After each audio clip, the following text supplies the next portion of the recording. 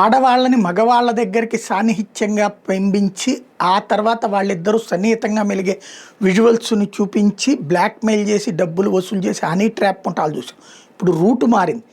ఆడవాళ్లే తమకి తామే honey trap చేసి బెదిరించి డబ్బులు వసూలు చేస్తున్నటువంటి ఉదంతం తాజాగా సంచలనం సృష్టిస్తున్నటువంటిది.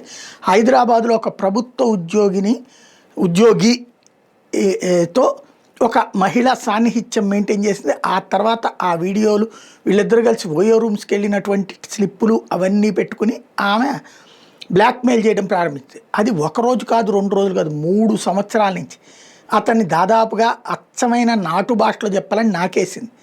ఇక కట్టే ఓపిక లేక, అప్పులు చేసే స్తోమత లేక పోలీసులని ఆశ్రయించడంతో పోలీసులు ఎంక్వైరీ చేస్తే 3 ఏళ్ల నుంచి ఆయన దగ్గర నుంచి లక్షల్లో డబ్బులు వసూలు చేసిన మాట వాస్తవమైన నిర్ధారణ చేసుకుని హనీ ట్రాప్ కేసులో మహిళని అరెస్ట్ చేశారన్నమాట.